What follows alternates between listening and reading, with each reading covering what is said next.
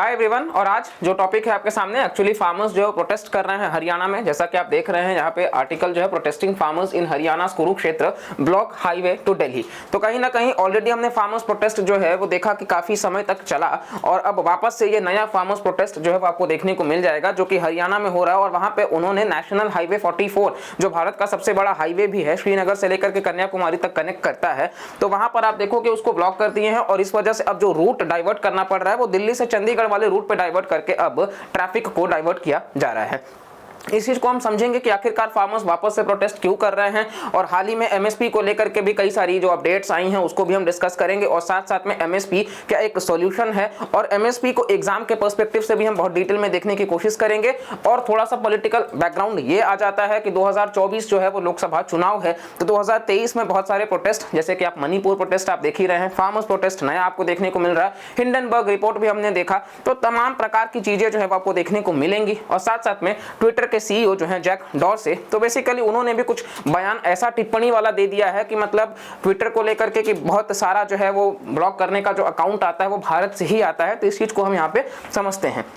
चलिए, बेसिकली आप देखेंगे तो यहाँ पे मिंट का आर्टिकल एक्चुअली यही कह रहा है कि Jack Dorsey on farmers protest. तो इन्होंने बोला कि भारत का जो सरकार है उन्होंने हमसे कहा कि we will shut down Twitter, raid the homes of your employees if, यानी कि अगर आप बेसिकली जो फार्मर्स प्रोटेस्ट से जुड़े हुए थे लोग, तो ये बोल रहे हैं कि भारत सरकार आकर के हमसे बोलती है कि कहीं ना कहीं आप उनके अकाउंट्स को ब्लॉक करें, डिलीट करें और वैसे पोस्ट को आप हटाएं। अगर आप ऐसा कर पाने में सक्षम नहीं होते हैं तो फिर उसका खामियाजा आपको ये भुगतना पड़ेगा कि भारत जो है वो ट्विटर को शट डाउन कर देगा, यानी कि दुनिया का सबसे ज्यादा आबादी वाला जो मुल्क है वहां से जो इनका रेवेन्यू जनरेट होता है वो इनका गिर जाएगा। और इसी के साथ साथ में आप देखोगे तो इन्होंने ये भी बोला कि आपके जो भी एम्प्लॉइज हैं इनके एम्प्लॉइज को भी घरों को मतलब रेड कर दिया जाएगा और तमाम प्रकार से ट्विटर के ऊपर बैन लगाया जाएगा।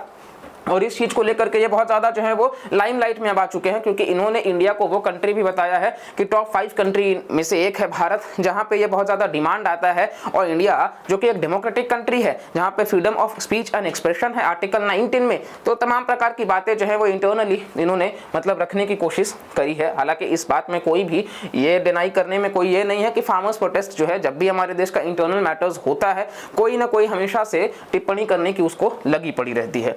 चलिए, यहाँ आप देखेंगे तो बेसिकली 2 डिमांड्स की भी बात करी जा रही है।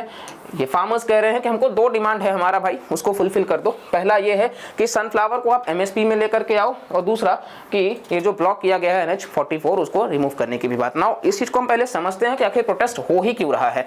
तो सबसे पहली बात तो ये है कि कहीं ना कहीं आप देखोगे तो हाल ही में अभी एमएसपी का अनाउंसमेंट किया गया है, मिनिमम सपोर्ट प्राइस। एमएसपी क्या होता है? Minimum support price. जब भी किसी भी क्रॉप को उगाने से पहले, सोइंग सीजन से पहले आप देखोगे तो सरकार जो है, सेंट्रल गवर्नमेंट जो है वो फिक्स करती है एक मिनिमम सपोर्ट प्राइस एक क्रॉप का। मान लीजिए जैसे खरीफ क्रॉप्स अभी हाल ही में आप जो है वो आप देखोगे तो राइस का जो कल्टीवेशन है आपको देखने को मिल रहा है, ये चल रहा है। तो राइस अगर उगाना है, जैसे वेस्ट बंगाल में सबसे ज्यादा राइस होता है, तो वहां पर अगर राइस आपको देखने को मिल जाएगा कि सोइंग सीजन से पहले ही सरकार बोले कि भाई अगर मार्केट प्राइस 20 रुपए है राइस का पर केजी के हिसाब से, तो उसका 1.5 गुना हम आपको देंगे, यानी कि 20 का 1.5 गुना मतलब 30 रुपए। तो 30 रुपए जो है वो सरकार देगी, ठीक है, ये हम देख सकते हैं। लेकिन यहाँ पे एमएसपी जो है वो अब क्योंकि सनफ्लावर का जो है उसको एमएसपी में कवर कर लिया गया है। अब हरियाणा में क्या है, चलो अब ये भी देख लेते हैं। तो हरियाणा में बेसिकली जो सनफ्लावर है उसको 4000 रुपए में बेचा जा रहा है, और जबकि इसको एमएसपी में जब लाया जाएगा तो 6400 रुपए हो जाएगा, 6400। हालांकि हरियाणा में बेसिकली वहाँ के फार्मर्स को उन्होंने प्रोत्साहन दिया कि आप सनफ्लावर ज्यादा से ज्यादा उगाएं। अब जब उगाया गया तो एमएसपी में क्योंकि वो कवर्ड नहीं है तो 4000 रुपए ही मिल रहा है। इसको कहीं ना कहीं ध्यान में रख करके हरियाणा में मनोहर लाल खट्टर की जो सरकार है उन्होंने एक स्कीम लॉन्च किया कि वो भरपाई करने से रिलेटेड, ठीक है। तो वो भरपाई करने से रिलेटेड में कि जो भी लॉस हुआ है, यहाँ भरपाई का मतलब है कि अगर यहाँ 2400 का लॉस, तो बेसिकली आपको देखने को मिल जाएगा कि यहाँ 2400 का लॉस हो रहा है, तो इसकी भरपाई के लिए उन्होंने हर किसान को 1000 रुपए जो है वो भी देने का बात करा है इंटरिम रिलीफ के नाम पे, जो आगे हो सकता है थोड़ा बढ़ जाए। लेकिन स्टिल आप देखोगे तो किसानों को लॉस तो हो रहा है, क्योंकि वो बोल रहे हैं कि हम एमएसपी में कवर होना चाहते हैं, हम क्यों इतना लॉस झेलेंगे। और बात तो सही है, क्योंकि किसान जो है वो उनका हार्डवर्क है, और अगर वो उस चीज को पे कर रहे हैं कि मतलब उनको उस लेवल पे मिल नहीं रहा है, क्योंकि आमतौर पे आप एमएसपी देखेंगे तो किसान वेट करते हैं कि एक बार एमएसपी अनाउंस होगा तो ही हम ज्यादा से ज्यादा उसी क्रॉप को उगाएंगे। और इसीलिए आप देखोगे तो भारत आज मिलेट्स को बढ़ावा दे रहा है। साल 2023 में लेकिन उसके बावजूद भी चुनिंदा क्रॉप्स ही हैं जो बहुत ज़्यादा उगाए जाते हैं। वैसे तो CACP जो है, commission on agricultural costs and prices, ये 17 क्रॉप्स के लिए रिकमेंडेशन देते हैं। यूपीएससी में सवाल आया है तो ये रिकमेंडेशन देते हैं, लेकिन फाइनल अथॉरिटी कौन है डिसाइड करने वाला? तो CCEA, cabinet committee on economic affairs, ये जो है ये फाइनल रिकमेंडेशन को इंप्लीमेंट करता है। मतलब CACP ने रिकमेंडेशन दे दिया, अब CCEA जो है उस रिकमेंडेशन को कितना मानना है वो ये तय करेंगे। एग्रीकल्चर जो है वो स्टेट लिस्ट का पार्ट है, कहीं ना कहीं कंकरेंट में भी आता है, तो इस वजह से आप देखोगे तो इसको लेकर के सेंटर भी लॉ बना सकता है और स्टेट भी लॉ बना सकता है। और ये प्रोटेस्ट के कुछ तस्वीरें जो है वो आपको देखने को मिल जाएंगी। और यहाँ पे बजरंग पुनिया जो भारत को ओलंपिक में मेडल भी दिला चुके हैं, वो भी इस प्रोटेस्ट में कहीं ना कहीं हिस्सा बने हैं। ऑलरेडी रेसलर्स प्रोटेस्ट में ये लोग एक मतलब साथ हैं, जो कि रेसलिंग फेडरेशन ऑफ इंडिया के चीफ ब्रिजभूषण शरण सिंह के खिलाफ प्रोटेस्ट जारी है। और इसी के साथ साथ में आप देखोगे तो कहीं ना कहीं अगेन ये जो तस्वीरें हैं ब्लॉक करने का, कि पूरे के पूरे NH-44 को ब्लॉक कर दिया है, तो इस तस्वीर को भी आप देख सकते हैं कि किस प्रकार से लोगों को परेशानी जो है वो हो रही है आने जाने में।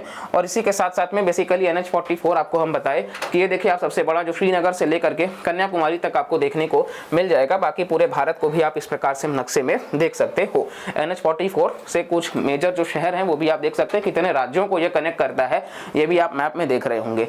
इसी के साथ साथ में बेसिकली आप देखोगे तो ये हरियाणा का मैप है, और इस हरियाणा में ही कुरुक्षेत्र, दरअसल ये जो कुरुक्षेत्र जिला है इसी के पास में ये प्रोटेस्ट आपको देखने को मिल रहा है। तो ओवरऑल MSP जो है वो सोल्यूशन नहीं है किसानों को। पहला बात तो ये है कि बाकी क्रॉप्स के लिए भी हमें प्रमोट करना पड़ेगा, जैसे कि मिलेट्स, मतलब कि ज्वार, बाजरा, रागी, क्योंकि आप पंजाब जैसे राज्य में भी देखोगे तो शुगर केन बहुत ज़्यादा उगाया जाता है। पंजाब में पानी की वैसे ही कमी है, लेकिन अगर शुगर केन को उगाया जाएगा, यानी कि वो तो वाटर इंटेंसिव क्रॉप है, उसको तो बहुत ज़्यादा पानी चाहिए। तो हमें अपने किसानों को भी अपडेट करना होगा कि आप उस प्रकार का ही क्रॉप उगाएं जो कि वहाँ के लिए सुइटेबल हो। साथ साथ में MSP जब आप दे ही रहे हो तो फिर उन क्रॉप्स को भी आप दो जो कि वो क्रॉप्स में मतलब किसानों को बेनिफिट हो। आप सिर्फ गेहूं चावल करेंगे ग्रीन रिवॉल्यूशन के नाम पे, तो फिर वो भी सस्टेनेबल एग्रीकल्चर का पार्ट तो नहीं होगा किसी भी एंगल से।